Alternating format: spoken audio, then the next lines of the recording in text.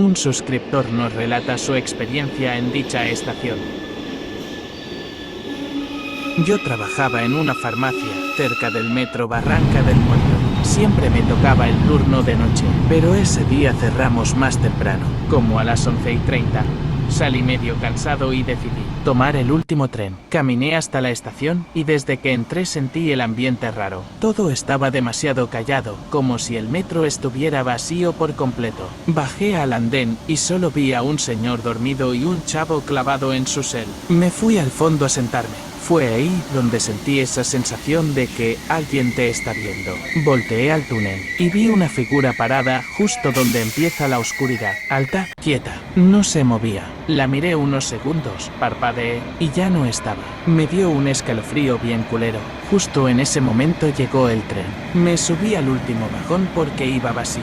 Me senté al fondo. Todo parecía normal, pero el ambiente se sentía helado. No como por clima, sino de ese frío que te cala los huesos. Saqué mi celular y no prendía. Estaba completamente muerto, aunque lo había cargado hacía rato en la farmacia. Me saqué de onda. Levanté la vista y vi a alguien sentado en el otro extremo del vagón. Un vato alto, flaco, vestido de traje negro.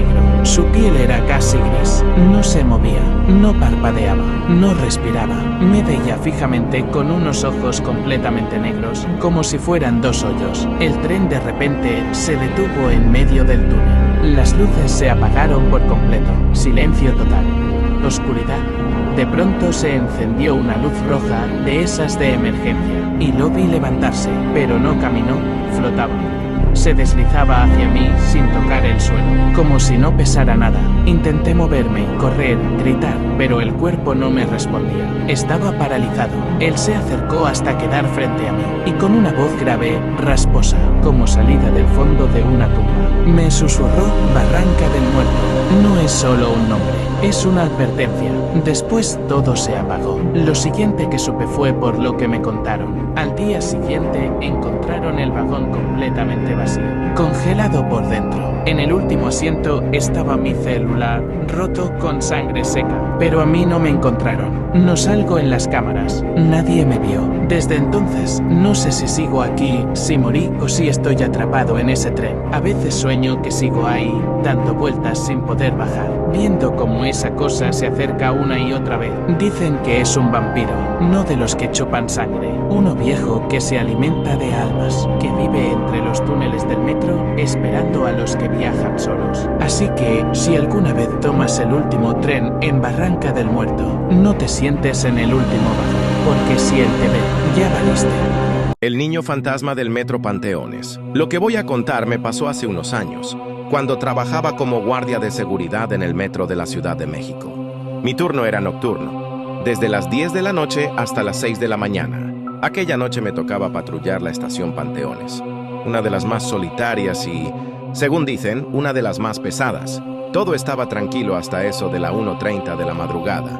Caminaba por el andén vacío, alumbrando con mi linterna los rincones, cuando escuché algo que me heló la sangre. Risas. Risas de un niño, claritas. Venían desde el túnel que conecta con la siguiente estación. Pensé que alguien se había colado, así que me acerqué, pero no había nada. Seguí mi ronda y al llegar a los torniquetes, ahí lo vi. Un niño. Tendría unos 7 u 8 años, parado, con un uniforme escolar antiguo, completamente mojado, como si hubiera salido de una inundación. Lo más extraño era que no parecía asustado. Solo me miraba. Le pregunté si estaba perdido, pero no respondió. Caminó hacia las escaleras así, sin decir nada. Lo seguí de inmediato, pero cuando giré la esquina, ya no estaba. Desapareció. Me quedé ahí, paralizado. Lo único que quedó fue un charquito de agua, como si alguien hubiera escurrido justo donde él estaba parado. Al día siguiente se lo conté a un compañero. Me miró serio y me dijo: ese niño se aparece desde hace años. Dicen que murió ahogado en una inundación en las vías, cuando el metro apenas comenzaba. Lo han visto muchos, pero siempre es igual. Aparece mojado, no dice nada, y luego desaparece. Desde entonces no volví a patrullar solo esa estación. A veces cuando paso por ahí siento que me observan, y aún de vez en cuando escucho esas risas muy bajito, rebotando en los túneles. La vendedora del metro Hidalgo. Soy Mauricio, tengo 29 años. Y lo que voy a contar me pasó hace 2 años en la estación Hidalgo del metro de la Ciudad de México. No espero que me creas. De hecho, yo mismo no me lo creería si alguien me lo contara. Pero desde ese día no puedo volver a usar el metro sin mirar por encima del hombro. Era viernes, ya pasaban de las 11 de la noche, y como siempre salía tarde de trabajar. Tomé la línea 2, dirección Taxqueña. Me subí a uno de los vagones que van hasta el final, para evitar la gente. No había más de 5 personas, cada quien en su mundo. Entonces la vi. Una señora ya grande, cabello blanco, suéter de lana y una charolita con chicles y mazapanes. Se me acercó con una sonrisa extraña y me dijo: ¿Va a querer algo, joven? Le dije que no, que gracias, y siguió su camino. Nada raro, hasta ahí. Me bajé en Ermita para hacer transbordo. Caminé rápido por el pasillo largo hacia la línea 12, y cuando llegué al andén, ahí estaba ella. La misma señora, misma ropa, misma bandeja, misma sonrisa. Pensé que tal vez había tomado un camino más rápido, pero algo no me cuadraba. Se me volvió a acercar. ¿Va a querer algo, joven? La misma frase, con el mismo tono. No le respondí esta vez. Solo me alejé tratando de ignorarla. Me subí al siguiente tren y me senté al fondo. Cuando levanté la vista, ella estaba ahí, de pie, en el otro extremo del vagón. No la vi subir. No escuché la puerta abrirse, pero ahí estaba, mirándome.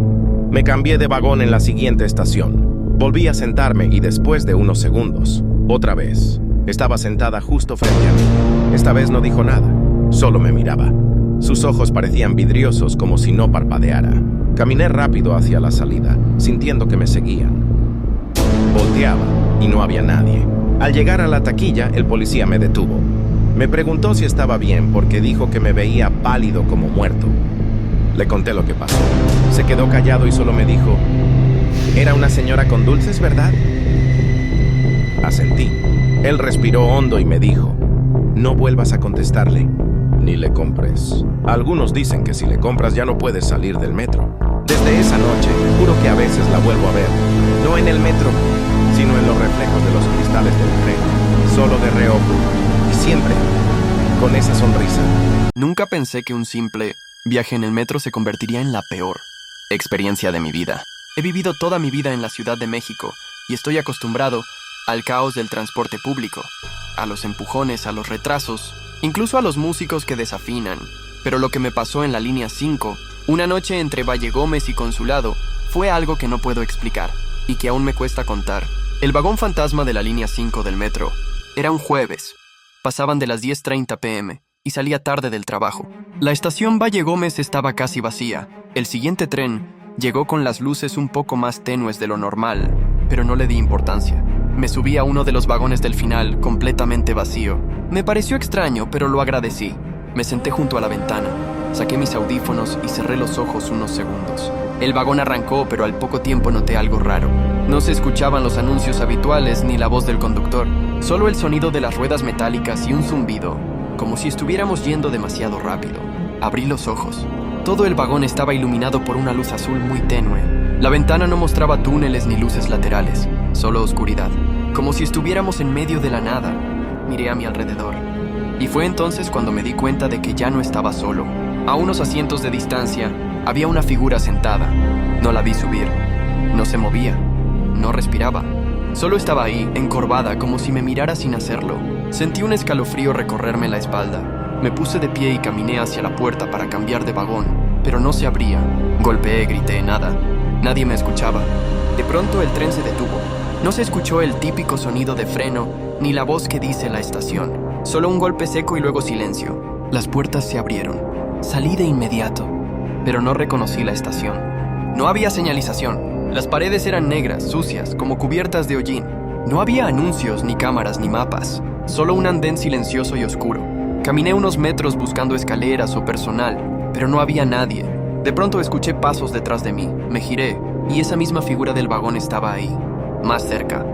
Podía ver su rostro borroso, como cubierto por una sombra. Corrí hacia el vagón. Entré justo cuando las puertas se cerraban. Esta vez había más luz. El vagón arrancó. Cerré los ojos deseando que todo acabara. Cuando volví a abrirlos, estábamos en la estación Consulado. Había gente, luz, ruido. Miré la hora en mi celular. Eran las 12:07 a.m. Había pasado más de una hora, pero ese tramo solo toma 5 minutos. No sé qué fue lo que viví esa noche. Algunos dicen que es una leyenda, que hay un vagón maldito que aparece cuando estás solo, cuando estás vulnerable, que si te subes podrías no volver. Yo tuve suerte, pero hay quienes no lo cuentan. Así que, si alguna vez viajas solo por la línea 5 cerca de la medianoche y ves un vagón vacío, no te subas. Nunca sabes a dónde podrías llegar.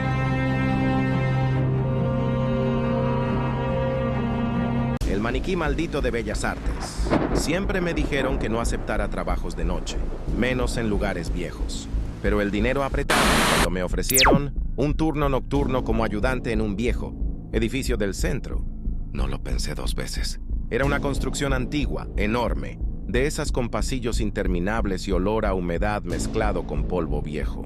Me dijeron que no estaría solo, que había un velador de planta, Don Beto. El primer día que lo vi, me sacó un susto. Estaba parado en la esquina del vestíbulo, sin hacer ruido, como si fuera parte de las sombras. Era un señor ya grande, flaco, con los ojos muy hundidos. Me saludó con la cabeza y una voz rasposa, como si le costara hablar. No decía mucho, pero algo en él me ponía nervioso. Su lámpara de mano era vieja y siempre caminaba lento, arrastrando los pies. Lo más raro era que cada noche, exactamente a las 3:33 de la madrugada, desaparecía. Yo pensaba que se iba a dormir a algún rincón o que simplemente estaba loco. Una noche la curiosidad me ganó. Decidí seguirlo sin que se diera cuenta. A las 3:30 lo vi entrar a una de las salas más antiguas del edificio, donde estaban los archivos que nadie tocaba. Me escondí detrás de una estantería rota y esperé. A las 3:33 en punto, escuché como murmuraba algo en voz baja, como una oración. Pero no era en español. Era como un canto raro, gutural que me heló la sangre. De pronto se quedó en silencio, y la lámpara se apagó. Todo el lugar se oscureció. Yo me levanté para salir de ahí, pero sentí que el aire se volvía espeso, como si algo invisible me empujara hacia atrás. De la nada, vi figuras moverse entre los estantes, sombras sin rostro murmurando igual que Don Beto. Grité, pero nadie me escuchó. Las sombras se acercaban y yo no podía moverme. En ese momento, Don Beto apareció justo frente a mí, pero no era el mismo. Sus ojos estaban completamente negros, su piel grisácea, y me sonrió con una boca llena de dientes que no eran humanos. «Ya viste lo que no debías, chamaco», dijo con esa voz seca. «Ahora formas parte de esto».